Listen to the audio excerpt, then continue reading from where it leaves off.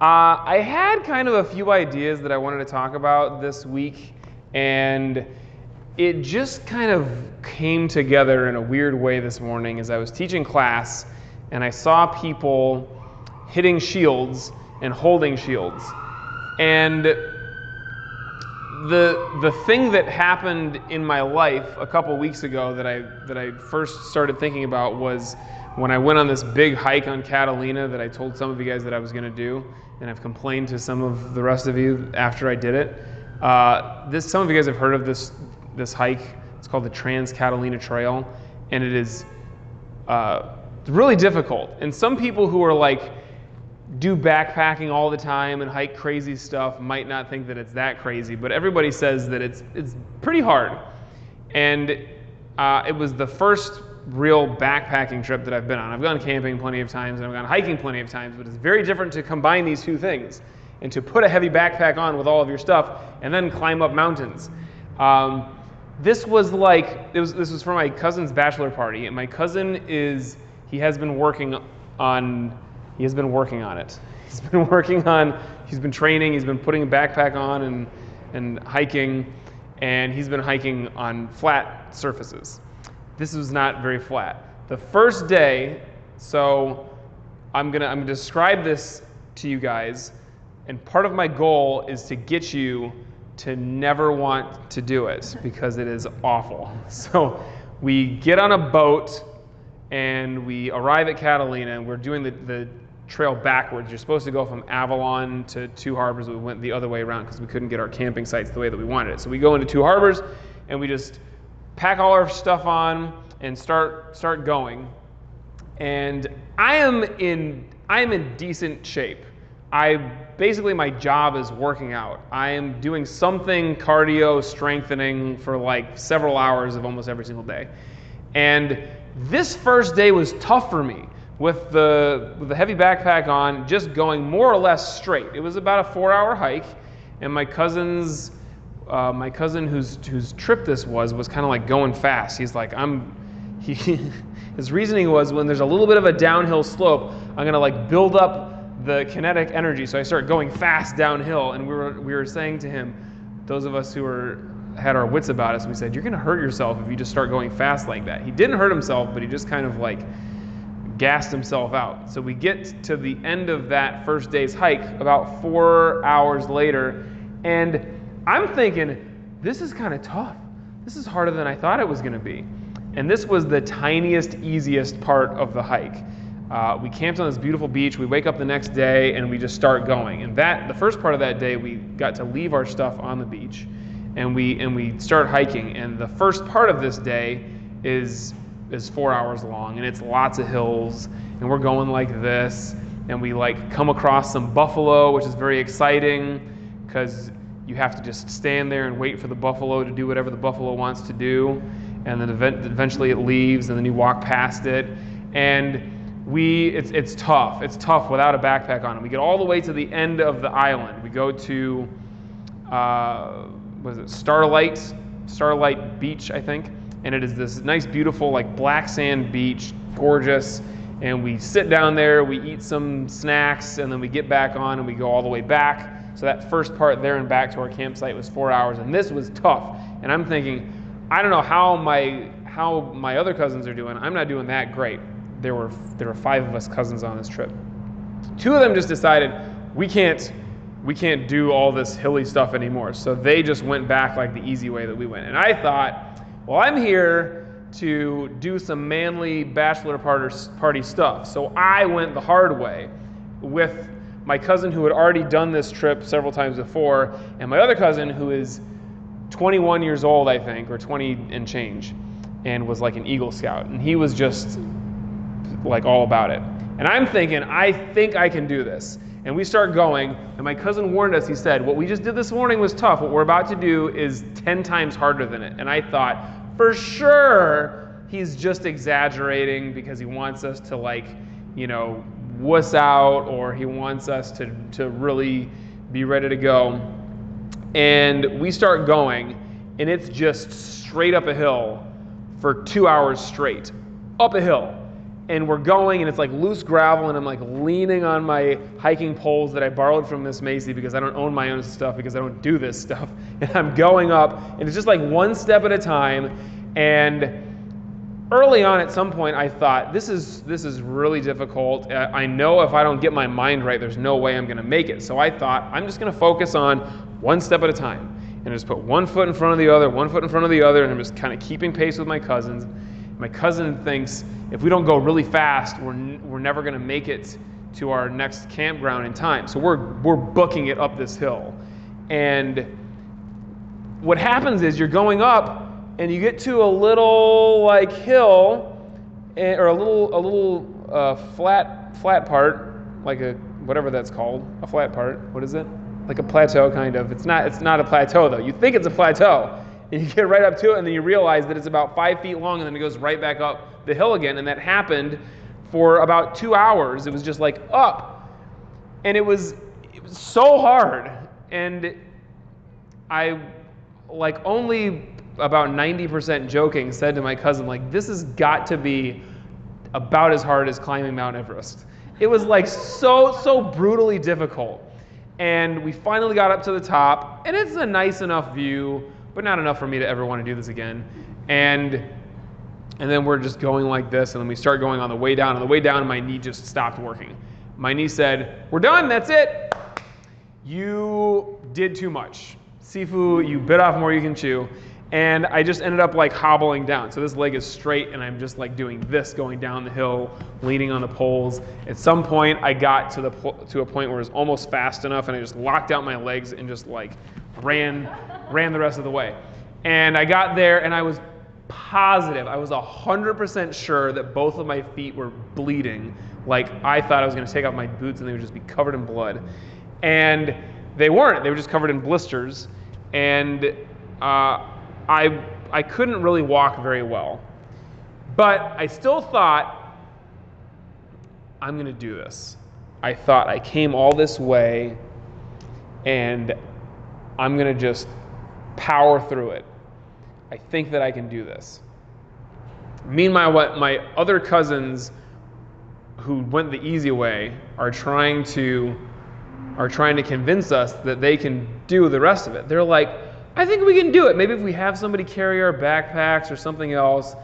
And my cousin who's done it before says the next day is just as hard as the day that we just did.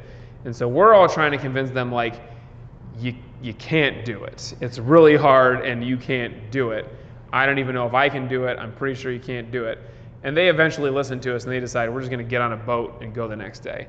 And so I kind of think to myself, I really want to do this, so that I can, prove to myself that I can. And at some point I recognized that it was really mostly ego.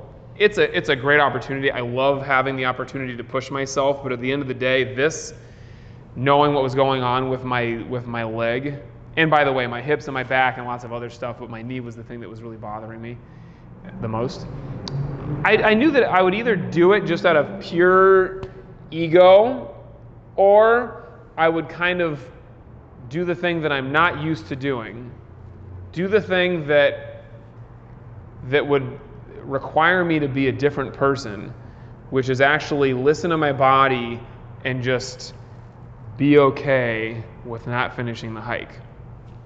And so my cousins decide we're going to go on a boat. I thought, well, I can either be a man and do this whole thing and possibly likely not be able to walk after, or I can, stay with my cousin whose bachelor party it is and try to like just enjoy ourselves. And so I kind of like head down. I asked my experienced cousin, do you think I can do this hike with my knee the way that it is? He says, absolutely not. And I still thought, yeah, but maybe I could. But I decided no.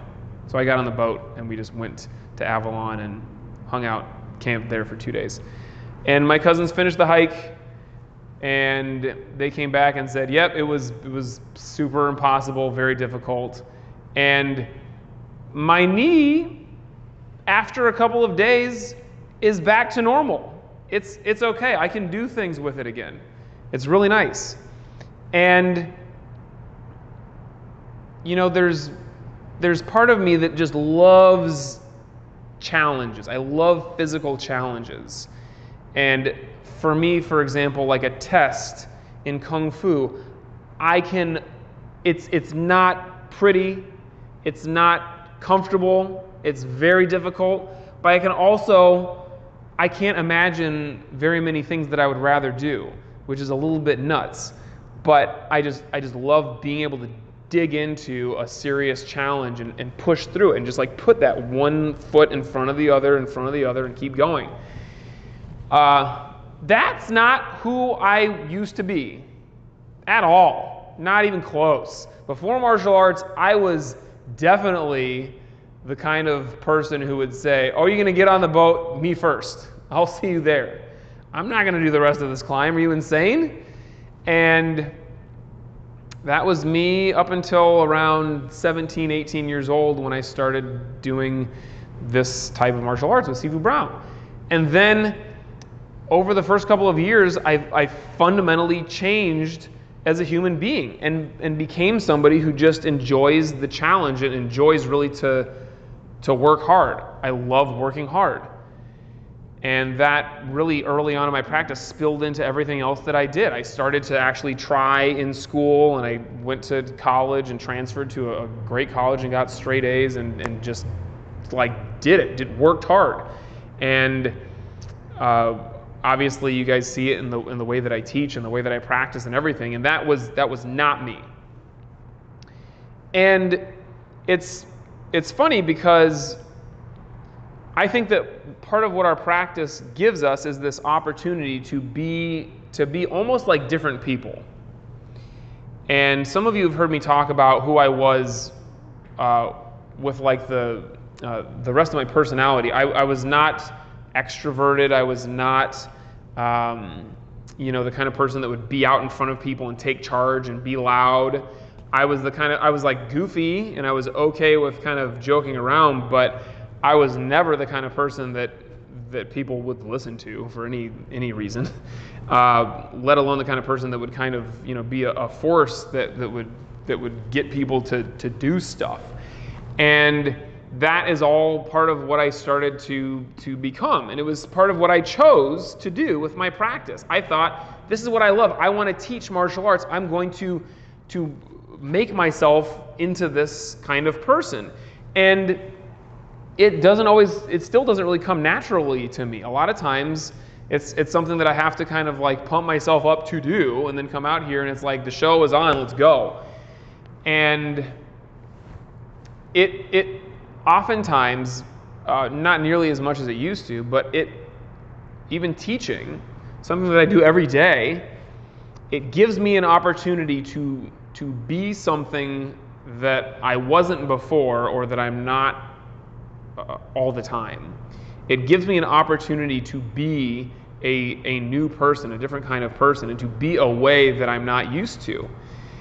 And as kind of silly as it sounds, being on that backpacking trip and thinking about the situation and wondering, like, what is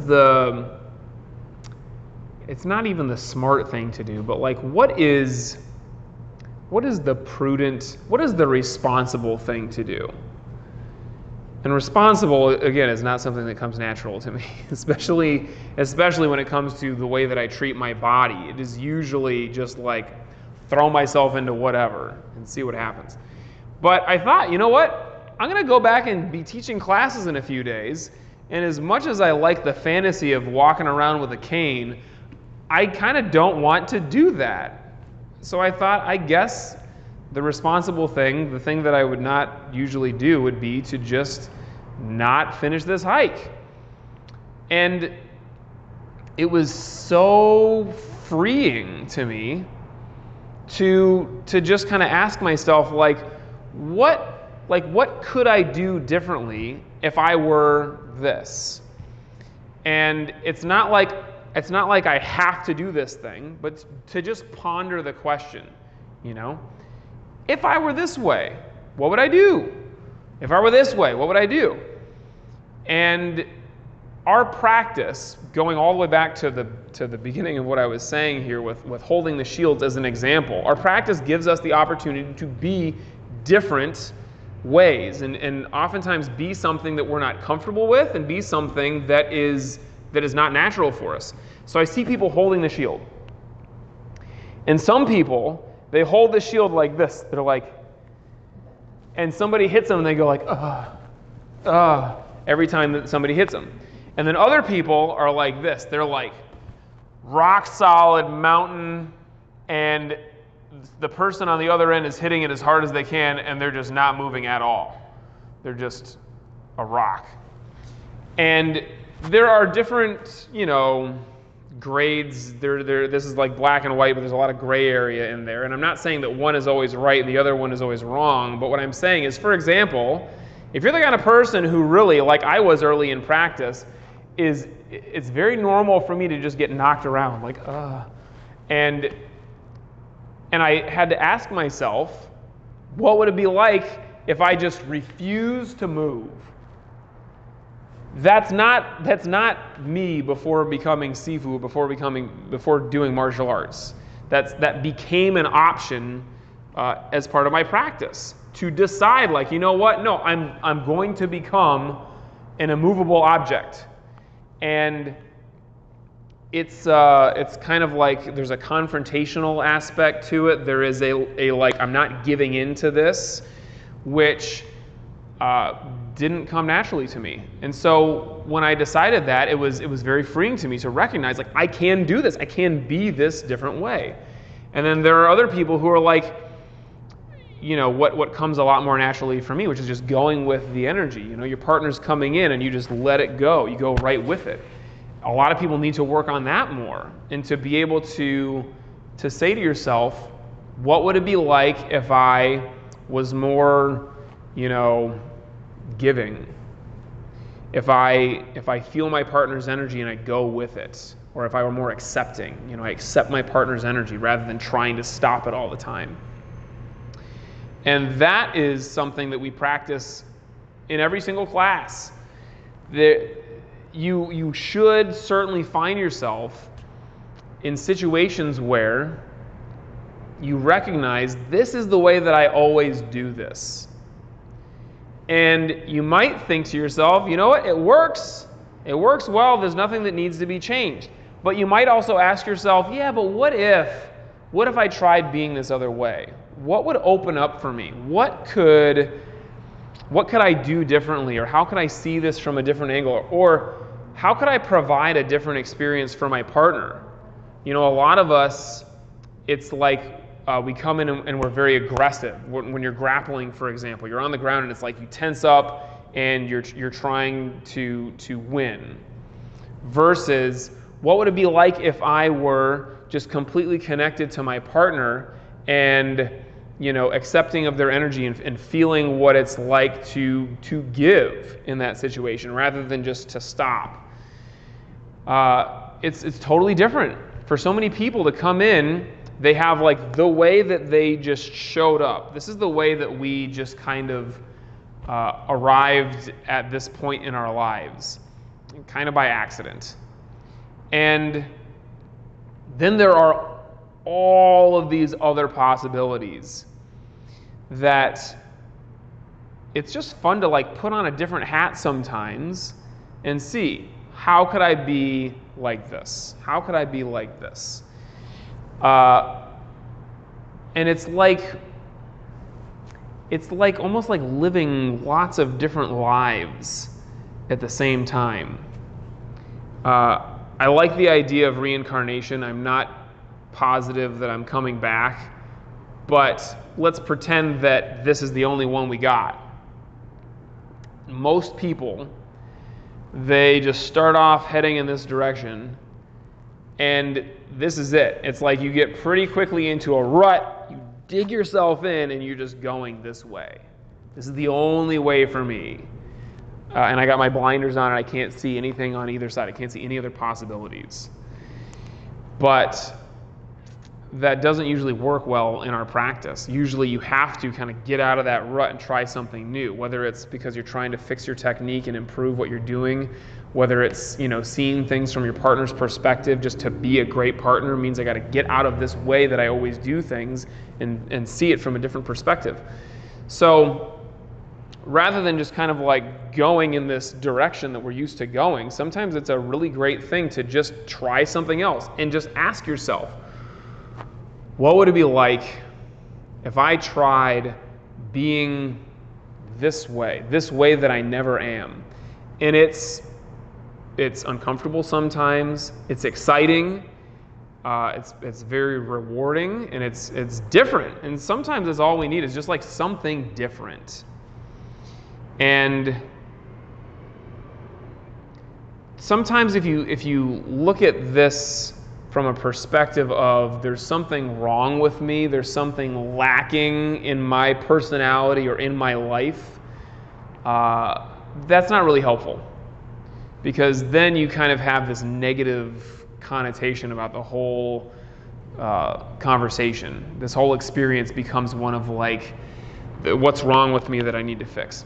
Rather than just look at it like a different possibility. It's like, what is out there that I could just, imagine being that's different? What is something new? What is something that is exciting and new for me right now? So that is what I'm going to suggest for you guys. That's what I'm going to encourage you to try. So some of you guys have like way worse knee issues than me and just love to ignore them and just pretend like it's all going to be okay someday.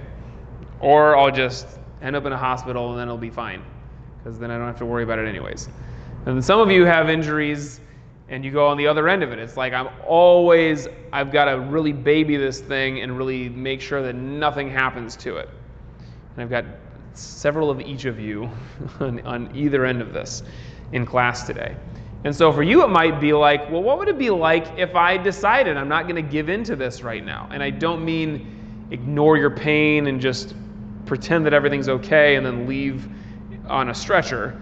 I mean, like, what would it be like if I just had a different attitude and try it on? And if you ponder it and think, what it would be like is that I would be in the hospital, then that's not necessarily what you should do. But think of it like, I always do it this way, and I'm just kind of tired of it.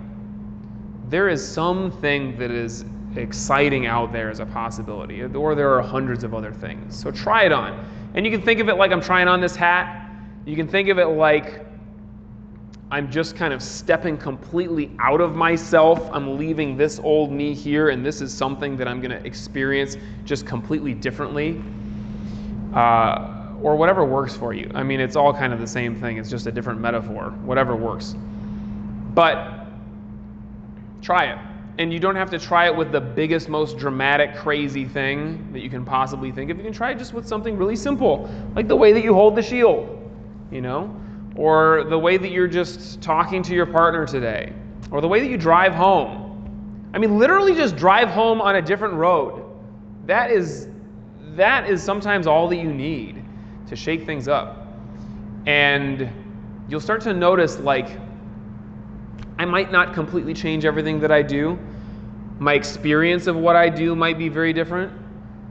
Or just like in the same way, I'm doing the same things and I'm living my same life, but in a different way, in a way that seems a lot more new, in a way that seems like I have all of these possibilities available to me.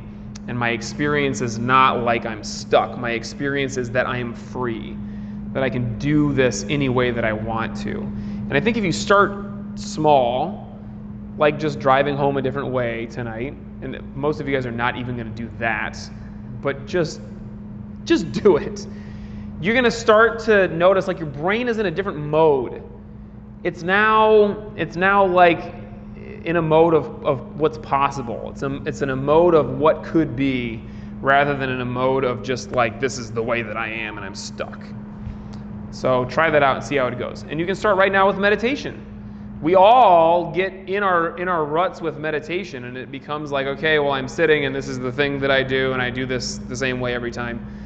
Enter your meditation with a different kind of attitude. Enter your meditation from a different place. Put a different hat on. Be like, you know what? I always take my meditations very seriously and get kind of down on myself when it's not the perfect meditation. So today I'm just going to be like my hippy dippy friend that I always, talk trash to because I think she's always just like floating around. But I'm just going to enter my meditation like that. Just be very light and fluffy about it. Or I'm always just like, my meditation is just what it is. I just sit and it's nice and it's quiet and I like it and whatever happens, happens. Okay, maybe today I'm going to think like, what would it be like if I were dead serious and focused about this, like it's the last meditation that I'm ever going to get to do, and I either make it to enlightenment right now or I don't, and that was the last shot that I ever had. What would it be like if you did that? Try it out. Sit comfortably.